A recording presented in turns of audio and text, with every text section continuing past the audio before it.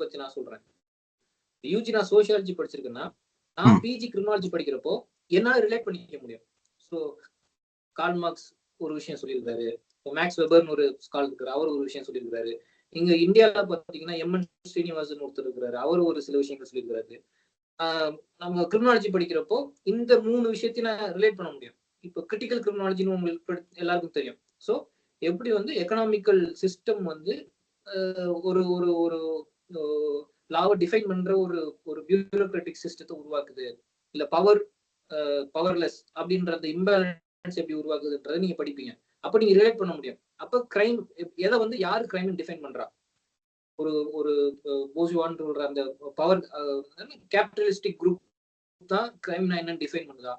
அப்போ ஒரு கீழே லெவல்ல இருக்கிற ஒரு ஒரு தொழிலாளர் வர்க்கம் வந்து செய்யக்கூடிய செயல்களை கிரைம் அவங்க டிஃபைன் பண்றாங்களா? இது வந்து அந்த கிரிட்டிக்கல் ஸ்கூல் ஆஃப் கிரிமினாலஜின்றதுல நீங்க ரிலேட் பண்ண முடியும்.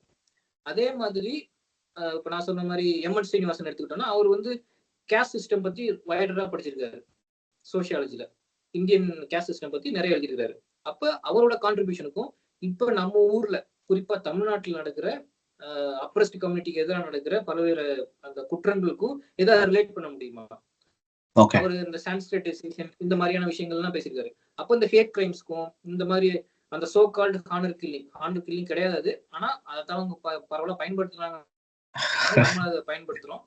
அந்த மாதிரியான விஷயங்களுக்கும் நீங்க ரிலேட் பண்ண முடியும். அப்ப நான் சோசியாலஜில படிச்ச அந்த சில தியரட்டிக்கல் நாலேஜ் வந்து நான் கிரிமினாலஜில படிக்கிறப்போ கிரைம் ரிலேட்டடா அதை நான் பொருத்தி பார்த்து பண்ண முடியும். ஸோ இந்த லெவல் வந்து அந்த பிராடர் ஒரு நாலேஜ் இருந்ததுனால இதை நம்ம பண்ண முடியும்.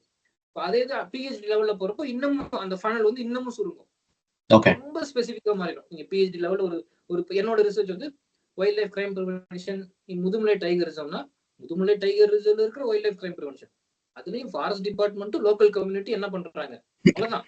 அது ரொம்ப சுருங்கிடும். அந்த பெர்ஸ்பெக்டிவ்ல நம்ம என்ன சொல்றோம், கிரிமினாலஜி வந்து யூஜி லெவல்ல தேவையில்லை, பிஜி லெவல்ல நம்ம படிச்சுக்கலாம் அப்படின்றதான்.